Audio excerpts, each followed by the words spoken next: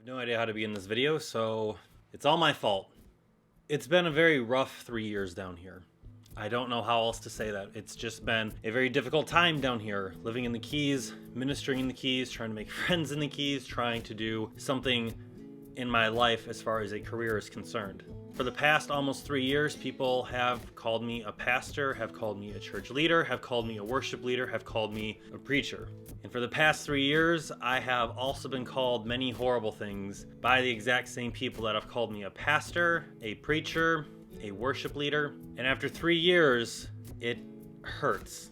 Listening to it for 3 years, it still hurts.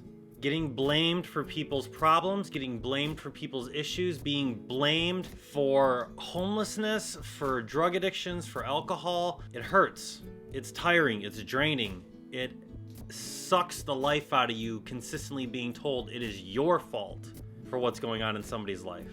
And now in the past couple of months with the church closing, I'm being told it's my own fault. It's your fault you lost your job, it's your fault that the church is closing, it's your fault for everything.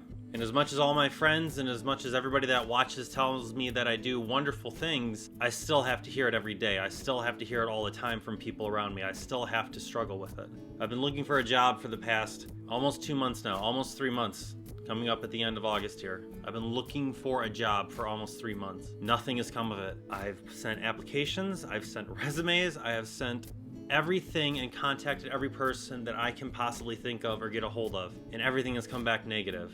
And so now that voice inside my head is just saying it's your fault, it's your fault, it's your fault, because that's all I've been told for the past 3 years. And I'm struggling really bad in my life. I'm awake at all hours alone. I'm awake at all hours depressed. I'm awake at all hours just sad. I don't know what is going to happen in my life. I don't know where I'm going to go in my life. Everybody wants me to move here. Everybody wants me to move there. Nothing is going to provide a life for me. Nothing. I have sent applications to Michigan. I have sent applications around the country. I've sent everything everywhere with nothing in return. Wanting to move back home doesn't give me a bed back home. Wanting to be closer to my family doesn't get me a bed closer to my family. I just don't know what to do.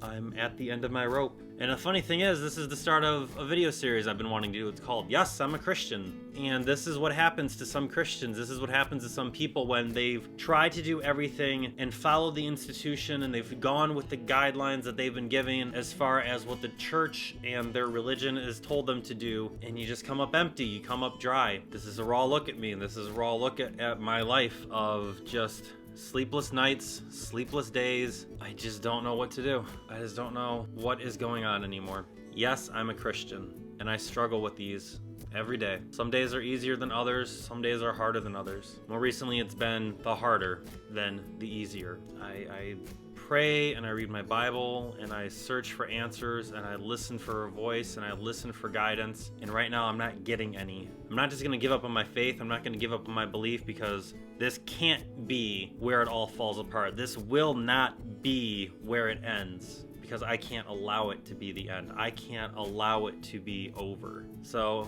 another day will come, another challenge will come, another obstacle that I need to cross. But when you run on empty, you just got to keep on running. You know, I've told my friends, and I preached this past weekend, that ministry doesn't end because we're burned out and tired. Ministry doesn't end because the conference says, no, we can't pay you to be a pastor. No, we don't want you to be a lay pastor. No, we don't want you in the conference. It doesn't end because of that. I've got to keep looking for the next step. I've got to keep pushing myself, and I've got to keep going forward, and I will be frustrated sometimes, and I will be hurt, and I will be let down at night, and I will sit and I will suffer in my silence, in my dark room, laying in bed and just trying to think of what comes next. But something comes next.